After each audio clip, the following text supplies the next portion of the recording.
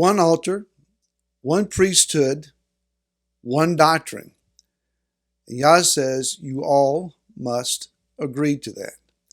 Hi, this is Barry Phillips with 10-Minute Torah, day number 3 of Acharei Mot. Let's go to chapter number 17, where we hear some instructions pertaining to personal altars. The word says, beginning with verse 1, and Yahweh spoke to Moshe, saying, Speak to Aaron, to his sons, and to all the children of Israel, and say to them, This is the word which Yahweh has commanded, saying, Any man from the house of Israel who slays a bull or a lamb or a goat in the camp, or who slays it outside the camp, and does not bring it to the door of the tent of appointment to bring an offering to Yahweh before the dwelling place of Yahweh, blood guilt is reckoned to that man. He has shed blood, and that man shall be cut off from among his people. Why? Verse 5. In order that the children of Israel bring their slaughterings which they slaughter in the open field, and they shall bring them to Yahweh at the door of the tent appointment to the priest, and slaughter them as slaughterings of peace offerings to Yahweh. What is this all about? And what does it have to do with us who are currently living in exile and who have no access to an altar? Well, number one, it's important for us to understand that Yah is centralizing worship. Previously, man would build a private and personal altar on places of significance. Abraham built altars at various locations, as his son Yitzhak and grandson Yaakov and their sons have done as well. Whenever there was a significant moment, whenever there was a desire to worship, they would privately build an altar, sacrifice an animal, and worship and adore their Creator. Now we have a Levitical order that has been established. It's no longer the priesthood of the firstborn. That was offered, basically rejected by Am Israel, and now we have the tribe of Levi standing in behalf of all of the elderly males, or oldest males, if you will, of Israel to be their priest. They have one set of altar protocols. They have one location. They have one high priest. They have one system, and it is a system that everyone must adhere to. So they no longer then can offer up on an altar in their own backyard. In doing so, then they would proclaim their own priesthood, their own protocols about their altar, their own way of doing things. And where there is an altar, there are doctrines as how one believes in approaching that altar and what that altar declares. Yah says that we're not open to private interpretation of relationship with Him. We have a covenant. We have an altar. We have a priesthood, or at least we will. And so we must understand that Yah has a prescribed means of His being approached, and He wants you and I to adhere to that. Again, one altar, one high priest, one doctrine, one means of offering, and everyone must agree. What's vitally important for us to understand is then that there is one focal point of what this offering means, or these offerings mean. There's the doctrinal aspect of this keeps us from situating a glory portal, as has been done. A particular interpretation to facilitate a particular move of the Most High. Now, we've done that. In our previous places of worship, we've been aware of a doctrine of gifts, or it may be a doctrine of healing, or it may be a doctrine of salvation, and we create a revival atmosphere around that. And then we began to promote and advertise, and it's a y'all come, y'all receive what it seems to be that the Creator is pouring out here, and it's unique to this location. Maybe you can take it back with you as a tangible gift and recreate it elsewhere, but it originated here.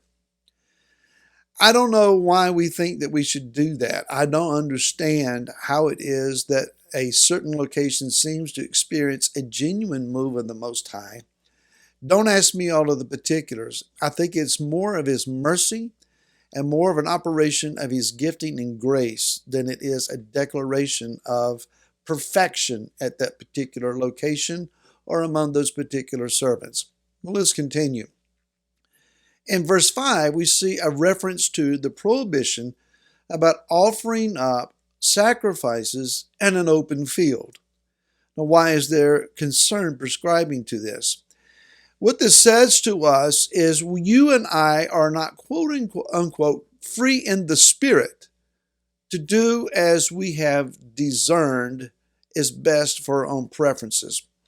You and I are not free to worship, to intercede, and to indoctrinate any old way that it suits us. Any doctrine must align with this word. If it's outside this word and any characteristic of it, then it's not good doctrine and it's in danger of being gross false doctrine. And when I say that, it must agree with both halves of the book. Gone are the days where you and I can look to the last half of the book, pull scriptures out of context, and then justify a new way and a new thing that has done away with the old. That simply cannot be done.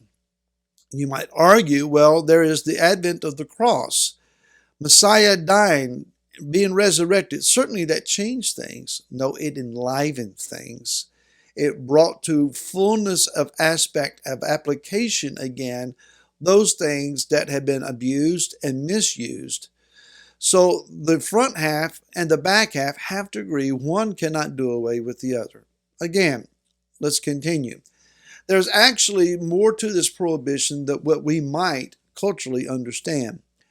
You see, there are demonic entities known as Sa'ir, S-A-apostrophe-I-R, which is also a Hebrew word where we would translate a hairy goat or billy goat.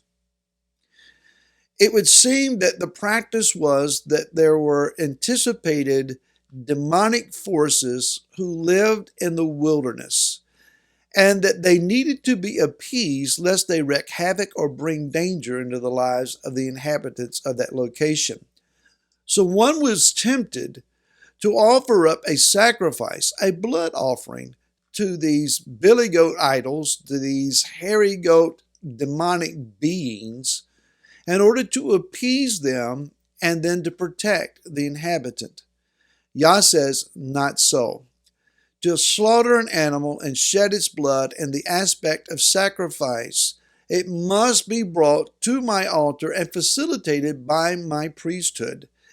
Only a Levite, only those among the Kohanim of the Levites are permitted to hold the basin that catches and then facilitate the blood. By facilitate, I mean apply it where it's supposed to go.